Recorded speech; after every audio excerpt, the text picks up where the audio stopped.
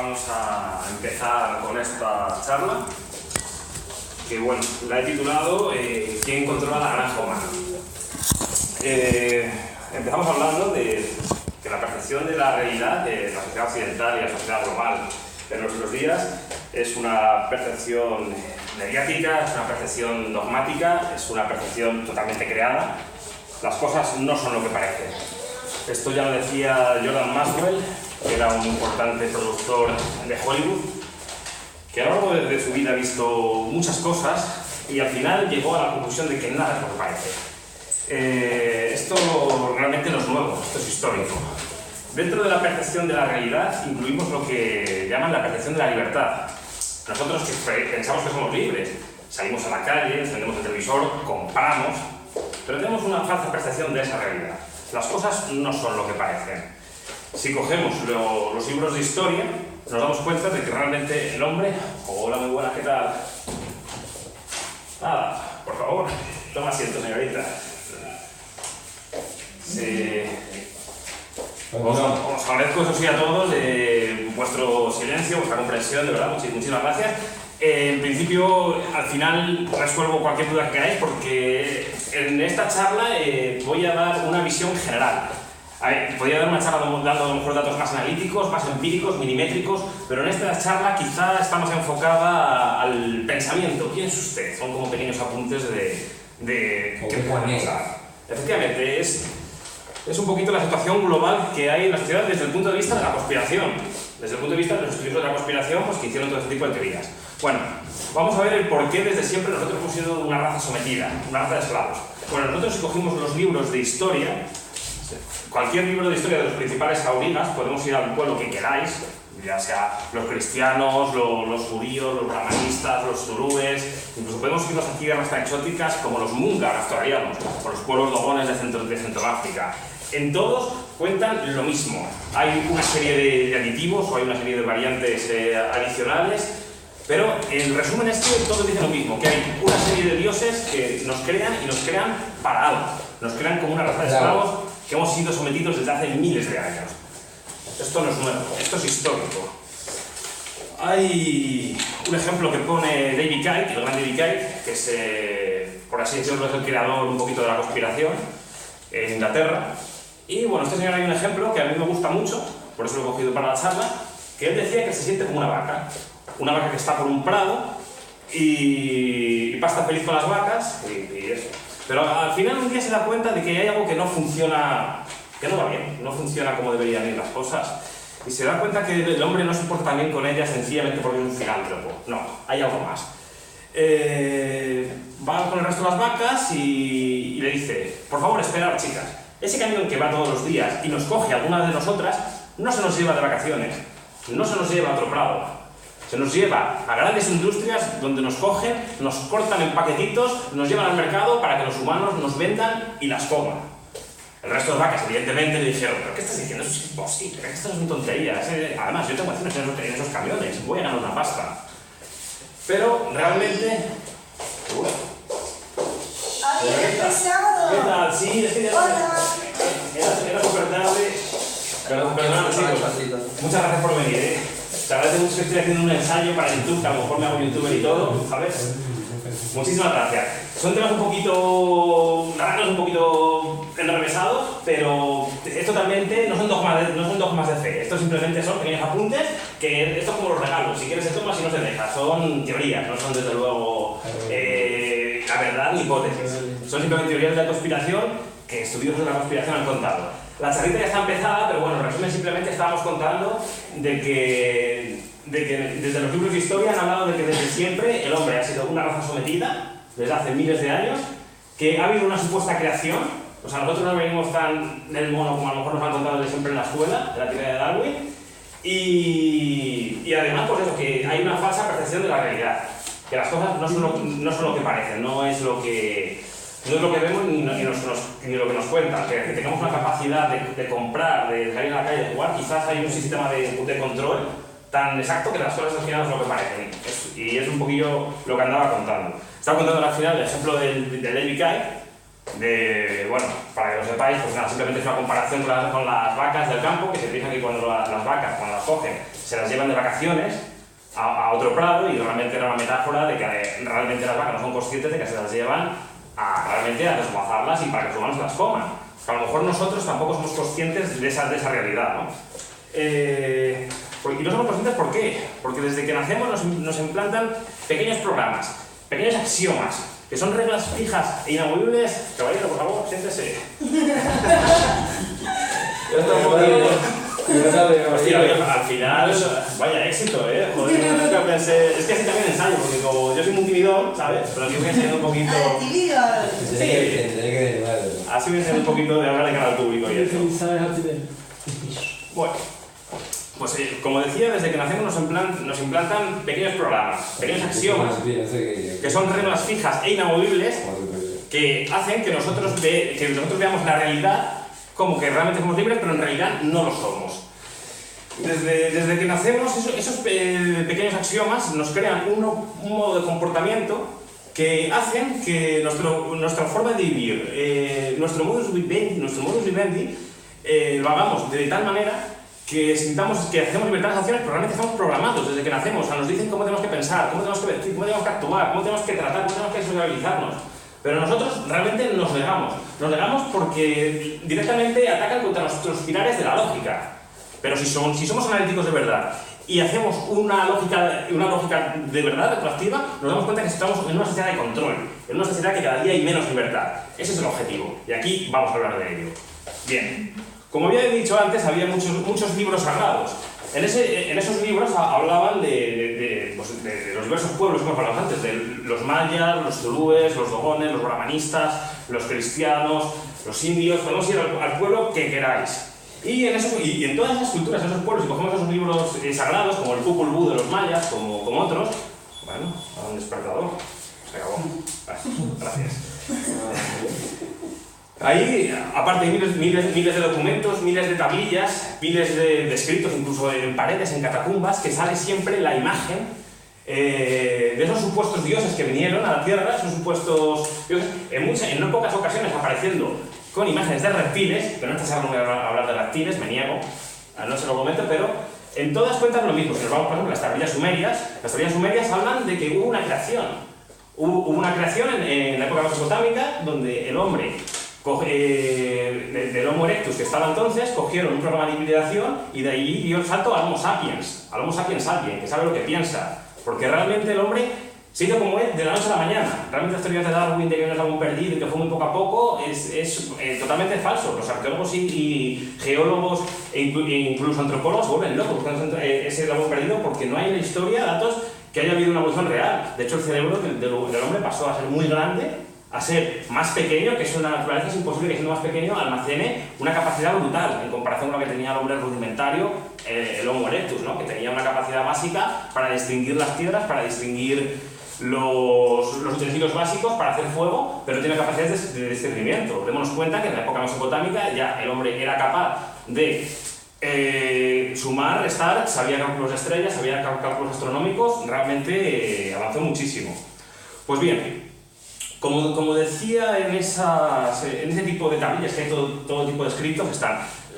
Lástima que en la guerra de Irak la gran parte de las tablillas sumerias fueron robadas del Museo de Irak en 2004, efectivamente, y ahí faltaba traducir parte de las tablillas sumerias que eran de gran valor. Pero bueno, gran parte sí. Y eso es solo un pueblo sumerio, luego hay muchísimos pueblos, te puedes ir a los mayas, a los faraones, a los egipcios y demás. Bueno, pues como decía antes, esos dioses que vinieron aquí se empezaron a mezclar con los hombres. Y dejaron encargado a esos grandes auriscas que controlaban los pueblos, y esa implantación de los reyes, los faraones y los actuales dictadores que están ahora mismo se remontan hasta hace más de 10.000 años, cuando en la antigua Sumeria empezó todo ese programa de hibridación y dejaron a esos hombres controlando a sus pueblos, ¿no? Estos dioses además querían algo del ser humano, algo muy importante, que era que los dioses pedían de los hombres que realmente pedían conquistas del territorio y pedían siempre el sufrimiento, el dolor, ¿no? Eso es algo muy importante, porque ese tipo de dioses se alimentaban de ciertas energías que les venían muy bien. Les venían muy bien y pedían siempre sacrificio, ¿no? Era el concepto que hacían los dioses. Si nos vamos a la Biblia, al Pentateuco, Yahvé siempre pedía que sacrificaran grandes terrenos de hombres, que los mandaban a anatema, que quemaran vacas, que cortaran cabezas de cabras. Siempre estaba pidiendo eso. Pero nos podemos ir a Yahvé o nos podemos ir a dios Quetzalcóatl de los mayas, nos podemos ir a dios Set de los egipcios. Todos los dioses pedían sacrificios. Y además pedían expandir el territorio. En la Biblia, por ejemplo, está la historia de Josué. Josué fue el caudillo de Yahvé del pueblo hebreo, que conquistó todos los pueblos de esa zona, los amalecitas, los hititas, los protagonistas, Jericó, con las famosas trompetas de Jericó que hicieron sonar trompetas que hay en los muros de Jericó. Pues todos esos pueblos que arrasó Josué tienen su paralelismo con el resto de las religiones. Los dioses buscaban imponer su dominio, controlar el territorio y además imponer dolor a su pueblo y sufrimiento. Hay un momento en la historia, después del imperio egipcio, mesopotámico, que ya los dioses en un momento desaparecen. Concretamente en Egipto está lo que es el imperio de Tel Amarna, cuando vino el faraón Amenofis IV, que en ese faraón se aparecen todas las tablillas representadas como verdaderos extraterrestres, con cabezas alargadas, y aparecen ya discos solares que eran esos antiguos dioses y demás. Después de Amenofis IV ya parece que cuando viene ya la época tolemaica del imperio egipcio, que los griegos ya empiezan a conquistar el pueblo egipcio y se hace una mezcla ya entre griegos, egipcios, aunque mantienen un poco el resto de las religiones, esos dioses ya oficialmente desaparecen. Porque no forman parte de su imaginario. O sea, esos dioses, muchos analistas han dicho que eran totalmente reales, por muchas pruebas que han encontrado, muchas tablillas y tal. Pero llega un momento que esos dioses desaparecen. Nosotros podemos pensar que esos pueblos se quedan descarriados. Lo que pasa es que esos dioses al irse dejaron una sangre híbrida entre los dioses y los humanos que dejaron ahí, que es lo que se conoce como la sangre azul. En esa sangre híbrida es la que conservan actualmente, incluso en tiempos pasados, pues los emperadores, los reyes y los actuales dictadores que, como he dicho antes, han llevado a la humanidad desgracia tras desgracia. Bueno, al desaparecer esos pueblos, al desaparecer esos dioses, esos aurigas, de alguna forma esos grandes emperadores y demás, controlaron esos pueblos. Hay un estudio muy interesante que hace David Kay que se ve esas líneas sanguíneas de cómo han ido, por ejemplo, en la nobleza francesa, cómo ha ido la sangre que tenía Carlomagno por sucesiones dinásticas a la misma sangre que tiene Napoleón. Y grandes oligarcas que controlan actualmente el poder, el sistema político y los grandes jefes de los grandes bancos, del FMI, del BCE, pues mantienen ese tipo de vínculo de sangre azul que se remonta a hace más de 10.000 años o quizás más, ¿no? Desde entonces siempre están imponiendo. Hay teorías, hipótesis, de que se piensa que los dioses cuando desaparecen, que ya efectivamente no están aquí, se van a un plano astral, que de alguna forma empiezan a controlar todo desde planos inconscientes, y es por eso que buscan siempre el dolor, el sufrimiento, porque son tipos de energías que les vienen a ellos muy bien, se alimentan de eso, ¿no? Son como larvas astrales que se alimentan de ese tipo de energía negativa que busca la sociedad. Por eso todo el sistema está pensado para que el ser humano esté siempre en una situación de estrés, de tensión, de problema, ¿no? No han facilitado las cosas y se piensa que es eso. Luego también hay teorías un poco más frikis, más conspirativas, que se piensa que se fueron también a conquistar otros universos, siendo también dioses y tal, como pudo ser Marte. Marte hace muchos años, ahora evidentemente está arrasado, pero se han descubierto pirámides como piensan las egipcias, se han descubierto Marte y se piensa que también estuvieron ahí antes, aunque ya quedó totalmente arrasado. Y hubo agua también. Y hubo agua. Ahora se piensa que puede haber agua de vida intraterrena, pero exteriormente pues ya se está totalmente arrasado, no se puede ver con el Google Maps y demás.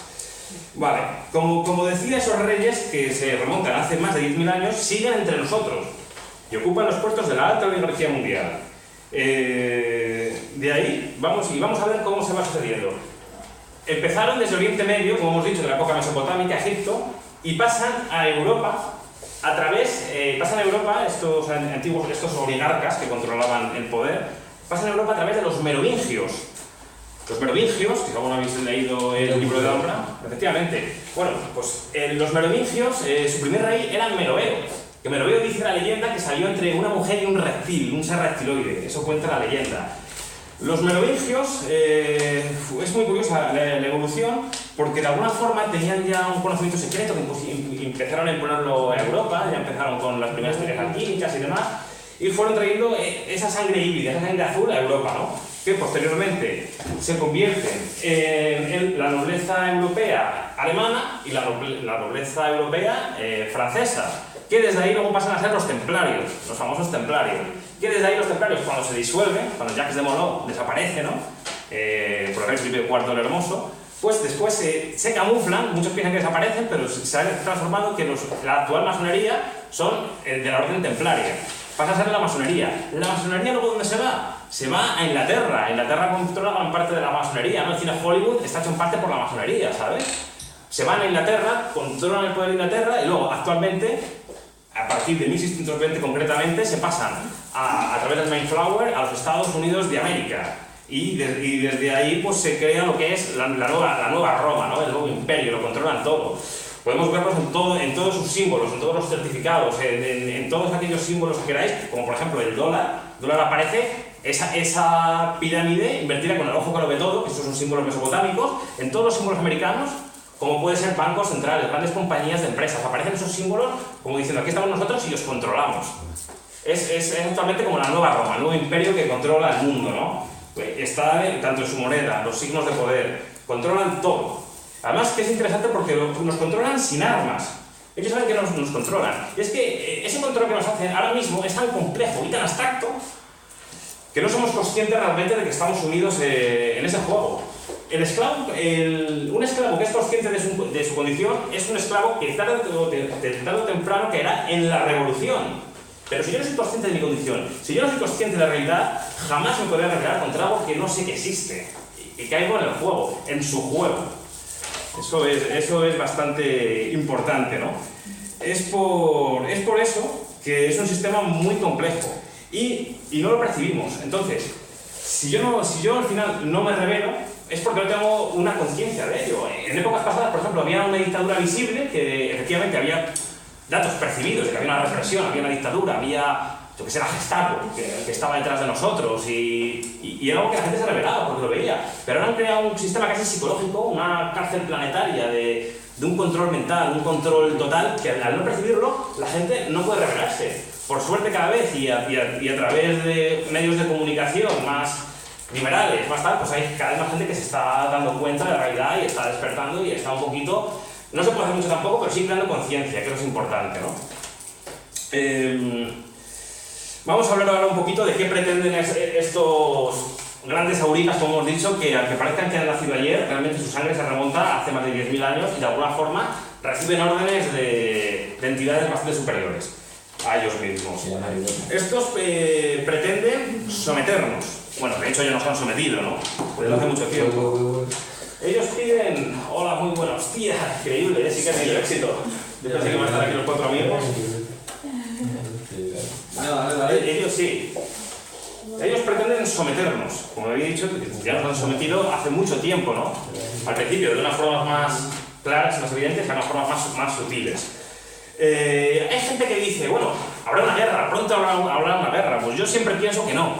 La teoría de conspiración dice que hubo una guerra que se perdió hace miles de años y en la cual no tuvimos ni una sola oportunidad. Nosotros somos el resultado del producto de perder esa guerra.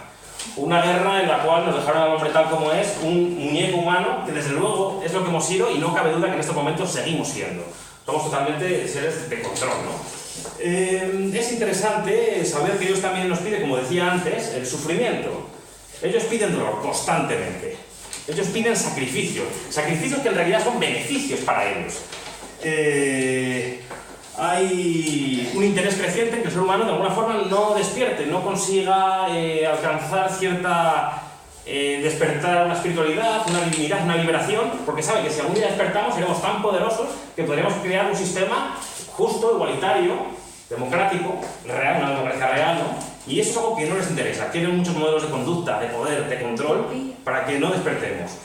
Vemos que esa forma de sufrimiento no importa hasta en sus religiones. Unas religiones, un tema un poco controvertido voy a meterme ahora, pero bueno, lo voy a hacer porque pienso que era así. Decir que religiones como puede ser, por ejemplo, la religión cristiana, yo lo sigo siendo y creo que hacer una oración al Padre son súper efectivas, ¿no? Realmente nosotros conectamos y tal, pero son religiones que están basadas en el dolor. Toda la iconografía del cristianismo es dolor.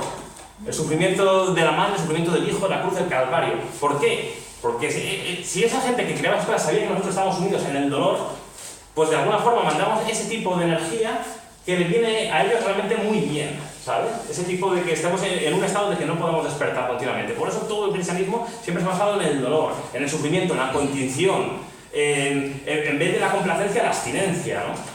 Eso es importante, aunque no le quiero decir algo que, oye, efectivamente para la persona que se siente mal, va un día a misa y tal, mi madre es súper cristiana, yo siempre también lo he sido y tiene también su efectividad, pero para uno, pero la verdad que aún así que los niños, luego cuando sean mayores, eso nos va a corregir, eso van a estar siempre con la cruz encima, ¿no? Claro, te aferra a eso. Con esa maldita cruz, exacto.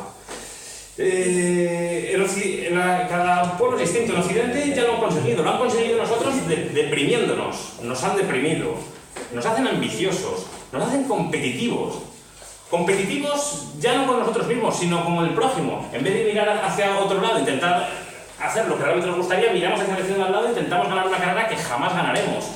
Buscamos realmente, de alguna forma, siempre picarnos con el prójimo, vencer al prójimo. No fijarnos nuestras metas, sino siempre, de alguna forma, competir con el de al lado, hasta en súper, a ver quién llega antes a la caja, ¿no? Eso también hace bastante daño en lo que es la psique, ¿no? Esa ambición también, esa ambición por el dinero, por el poder, también destruye un poco gran parte de la espiritualidad, ¿no? Y otra cosa muy importante que han conseguido, gracias en parte a la alimentación, a los tóxicos modernos, a los medios de comunicación, que actualmente controlan el 99% de los medios de comunicación, y gracias también a los juguetes que nos han dado, véase móviles, tablets, iPads, que a un nivel electromagnético emite un tipo de frecuencias, a un nivel psicológico también crea una dependencia, y a un nivel tal, eso lo que han conseguido es algo muy importante, que han conseguido desvincular nuestro hemisferio izquierdo del cerebro del derecho. Eso es muy importante porque el hemisferio derecho es un hemisferio creativo, es un hemisferio imaginativo, es la parte femenina del ser humano, es la parte que crea, la parte que hace al hombre por ser más artista, más sensible, más poeta. Sin embargo, el lado derecho es el lado masculino, es el lado que no piensa, que sencillamente ejecuta una función, ¿no? El lado pragmático, de voy a hacer una cosa y la hago, ¿no? Y al desvincular esa parte del cerebro con la otra, lo que hace es que nosotros nos vuelve borregos. Bueno, en realidad nos vuelve más borregos porque ya lo somos, ya desde la creación, ¿no? Aparte también hay una cosa muy interesante que han creado han sido los cánones. Ellos juegan con los cánones para todo. Han creado cánones de éxito, cánones de belleza, cánones de estética, y nos hacen, esos cánones lo que nos hace es una idea de lo que deberíamos ser, cómo debería ser el hombre perfecto. En realidad nos hacen ver lo que debería ser el consumista perfecto, porque hay que darse cuenta de que aquí en esta sociedad esa libertad que percibimos es una libertad económica, o sea, la poquita libertad que podemos tener es una libertad económica. Usted, si no tiene dinero, jamás será libre, pero si tiene dinero sí lo tendrá. Es más, si no tiene dinero, quizá pueda estar cometiendo hasta un delito, porque actualmente ya no solamente es que tú puedas tener dinero, que usted alquila un patrimonio, que usted le han dado una casa a sus padres, que ha heredado, o alquila un coche y tal, y usted va a tener que pagar unos impuestos, que es el IBI, el impuesto de bienes inmuebles, o el impuesto sobre tracción mecánica y tal. Si usted no paga sus impuestos, aunque sea de su propiedad, a usted se lo van a quitar, o usted tiene un trabajo y va a tener que meter el dinero en los bancos para que se vaya creando todavía más deuda externa continuamente, ¿no? Usted no puede tener ese dinero metálico metido en una caja fuerte, porque ya que le van a pedir siempre que tenga la tarjeta. Entonces, hay muchas razones, que ahora no voy a hablar de eso, pero hay muchas razones de que ya hasta la falta de dinero ya es considerada hasta un delito. Entonces, el liberalismo económico es bastante serio porque esa poquita libertad que podemos tener, que es casi libertad de acción, de movimiento, es una libertad digamos, totalmente económica. En el momento que usted ya no percibe esa capacidad económica que la haga libre, si no tiene esa capacidad, esos recursos económicos, usted va a tener muchos problemas en este sistema, ¿no? Hay un ejemplo de cómo han querido crear ese modelo totalmente consumista y adecuado. Se podría poner muchos ejemplos, pero voy a ponerlo concretamente. Hace poco, a las familias que tienen hijos se les está dando una ayuda concretamente económica. Bueno, pues con esa ayuda a lo mejor gente ahora con el modelo consumista que han creado, en vez de ese dinero ahorrarlo para los niños, pues seguramente vayan al mercado y compren un maravilloso televisor de plasma de muchas pulgadas para que puedan fardar, o un Ferrari maravilloso. Sin embargo, en vez de dar unas ayudas sociales de verdad, como podría ser alimentos básicos, cobijo básico, educación básica, para que hagan que las familias puedan prosperar. Sin embargo, crean un modelo de conducta, le dicen, toma, 400 euros tal, y a lo mejor familias jóvenes o familias que quieren tener lo que todos tienen, porque crean sus cánones, de que todos tenemos que tener un gran coche, una buena casa, asociado al lujo, asociado a vacaciones en Hawái. Entonces, como han creado esos cánones, que juegan siempre con esos cánones, pues todo el mundo va a querer esos picos beneficios y esas ayudas económicas deberían ser ayudas sociales. Es por eso que todo el sistema quiere conseguir realmente que usted tenga dinero y que lo gaste, porque hay intereses en que tengamos una capacidad económica pobre, que hablaré posteriormente. Vemos, es una especie como de American Dream, ese sueño americano que han creado lo quieren imponer en todos los sitios de donde usted vaya. Usted le dicen que tiene que tener esos grandes coches, esas grandes casas, esos grandes lujos, y que usted, aquí en la frontera, siempre dice, usted vaya donde vaya, puede triunfar. Eso es falso. Usted, vaya donde vaya, solo puede triunfar de una manera, si pertenece a esa élite de la que he hablado al principio, o está vinculado a esa élite. Es decir, que usted pertenezca a esas grandes empresas que son del sistema. Véase, por ejemplo, aquí en España, si usted pertenece a las grandes empresas de Telefónica, Everest, Apple, que Apple también creaba la tecnología militar, no solamente son los ordenadores, grandes empresas que controlan gran parte del sistema. O incluso ser un funcionario, que al fin y al cabo son como perritos del Estado, en los que yo me incluyo, perdonadme, pero no pasa nada. Pero usted es la única forma que puede triunfar. En el momento que usted se quiera liberar, hacer algo por su cuenta, se la puede jugar, que le salga bien el negocio o no, o quiere pertenecer a pequeñas empresas, usted ese sueño americano que le pone no va a triunfar. Solo puede triunfar si pertenece totalmente al aparato, al sistema, a esas grandes empresas de las que he hablado al principio y que esté vinculado a esa alta oligarquía o ser parte de ella, ¿no? Estar en un gran sillón de cuero debatiendo cómo hacer el mundo más bonito y más hermoso. Bueno, en fin, vamos a continuar. Bueno, como iba diciendo, nos proponen metas inaccesibles, laboralmente inaccesibles. Siempre con la idea del triunfo, de la ganancia. Endeudarte. Endeudar. Sí, eso voy a hablar. Ahora comento por qué es importante la deuda, ¿no? Hay filósofos importantes del neoconservadurismo moderno, como es Leo Strauss, que habla de que al pueblo hay que alimentarle con la mentira. Y son los sabios, esa élite oligárquica, los que tienen que alimentar a los pueblos con la mentira. Eso es muy importante. Ellos saben que nos engañan constantemente. De hecho, para que una información sea verídica, usted tiene que estar buscando muchas fuentes de información o darle incluso la vuelta 180 grados a la noticia. Eso es muy importante. El engaño y la mentira es importantísimo. Y los medios, sobre todo. Y los medios, que controlan el 99%, o sea, todas las televisiones, la 1, la 5. Hay unas pequeñas variantes, 5 grados a la izquierda, 5 grados a la derecha, pero son básicamente lo mismo. Todas dicen lo mismo con una capacidad de, digamos, de análisis mínimo. O sea, básicamente hay unas directrices en las que todos tenemos que estar por ese aro. Mínima. Se piensa que hay una diferencia de mente o incluso de ideología política, pero realmente es lo mismo.